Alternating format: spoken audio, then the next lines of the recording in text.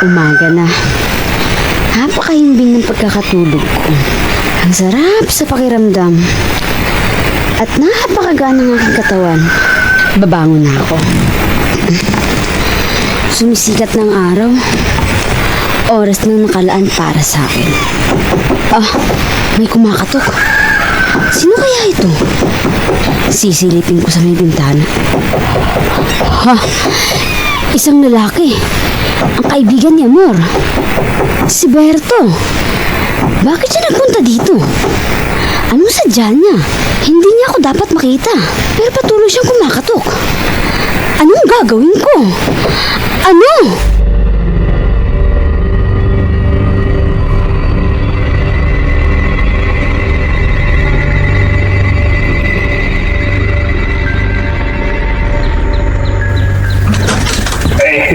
Magandang umaga, Camilo.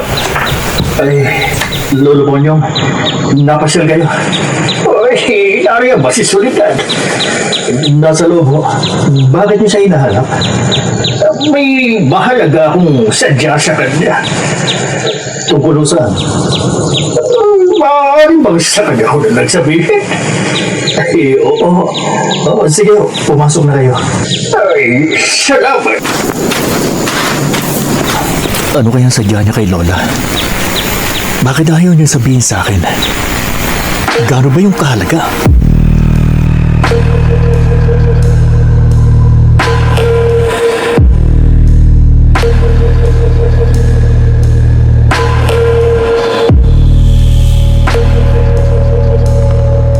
Bakit mo ako tinitingnan ng ganyan, Camilo?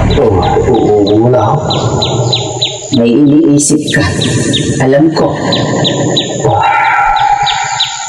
Nag-usap po ba kayo kanina ni Lolo Ponyong? Oo.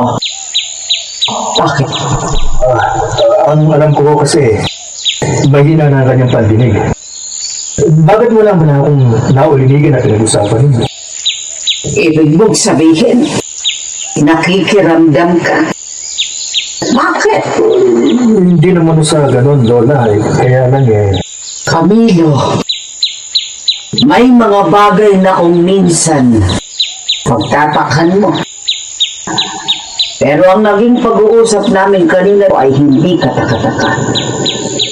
Dahil ito ay naganap na noong una pa man. Ano bang ibig yung sabihin, Lola? Malapit mo nang malaman ang ibig kong sabihin. Dahil kakailanganin namin ang iyong tulong, Camilo.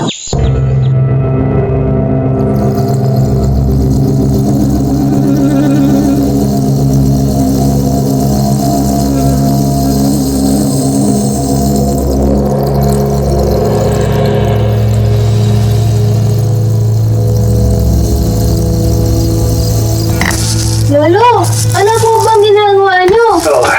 Bakit ang dami ng kinuhan asin at dinurog na bawang at saka abo? Para saan po yan? Mahalaga ang paggagamitan ko dito. Saan po? Sa hinahanap ng mga nadurod. Doon po ba sa taong putol ang katawan na may pakpak at lumilipad? Ay, Camila. Sige na, matulog ka na. Pumunta ka na sa silid ng nanay at ate mo. At huwag kang lalabas, ha? Ay, hindi po tayo magkatabi ngayon. Ay, hindi pa ako inaantok. Bubuhatin lang kita mamaya kapag matutulog na ako, ha? Sige na. Opo.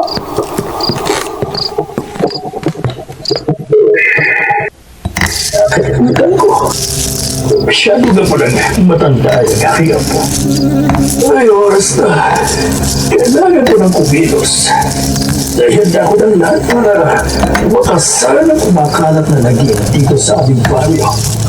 Kailangan magbukas ang isang sumpa.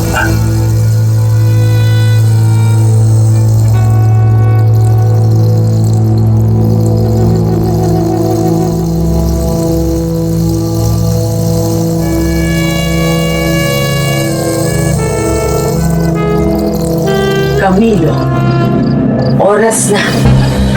ihanda mo na ang iyong sarili. Ano? Malalaman mo na ang lahat.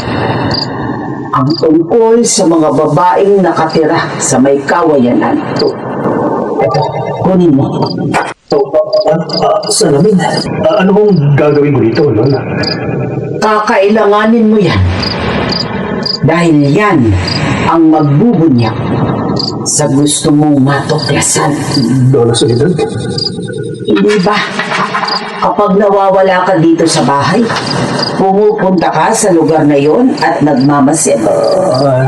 Hindi lang ikaw ang gumagawa nun, ako, kundi ang lolo Ponyong mo at ako.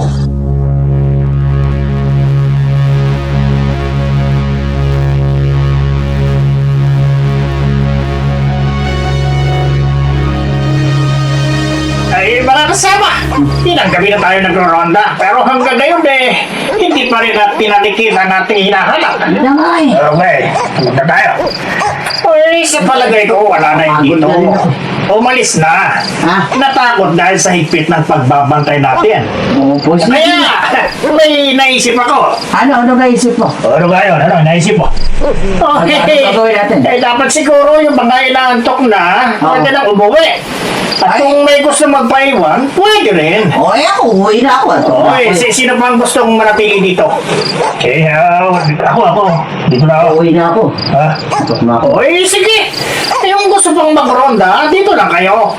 At yung inaantok na at nakakaramdam na ng pagod, pwede na umuwi at magpahinga. Oo. Sige. Muna tayo.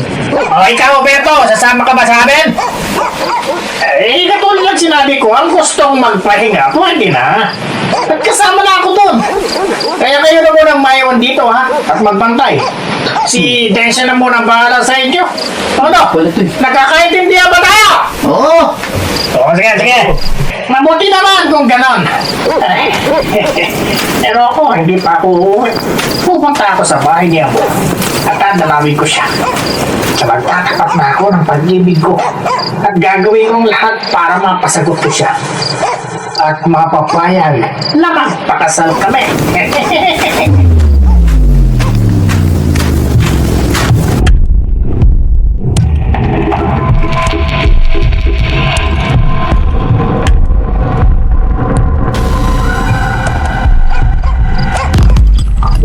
Anong gagawin natin, Lola?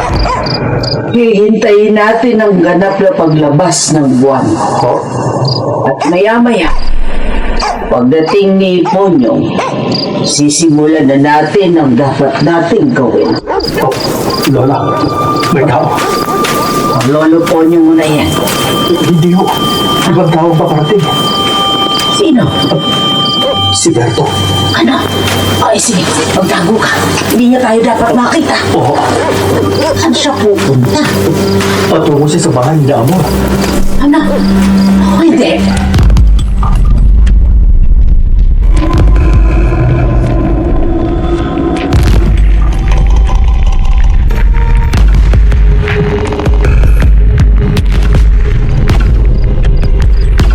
Mabuti naman at dinalaw mo ako, Berto. Matagal na kitang hinihintay. Bakit ngayon ka lang nagpunta? Pasensya ka na kung ngayon na ako nagawin dito. Alam mo naman siguro na akong naatasan na mamuno sa ronda dito sa lugar natin. Pero hindi mo alam, marami akong tumadaan dito para siguruhin na ligtas ka. Oh, ganun ba? Oo. Mabuti naman. Siya nga pala. Ay, nung isang araw, dumaan ako dito at kumatok pero hindi mo ako pinagbuksan. Bakit? Ha? Baka, nasa labas ako. Baka wala ako dito. Yun na nga rin ang inisip ko eh. Amor, bakit? Wala, Berto. Ano bang nangyayari sa'yo? Bakit parang nag-iibang itsura mo? Parang... Masarap sa katawan ng liwanag. Sinasabi mo? Ha? Amor? Anong nangyayari? Bakit nag-iibang ang iyo mo? At ang katawan mo? Unti-unti nakakate! Isa kang manananggal!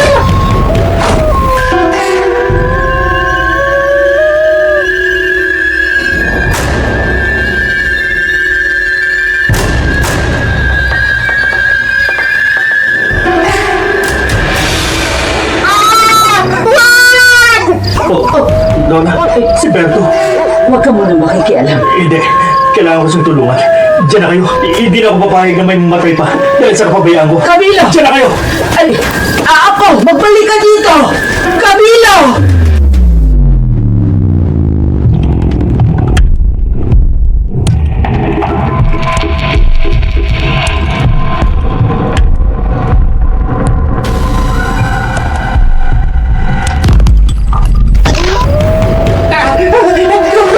Huwag kang lalapit sa akin! Hindi pa gusto mo ako.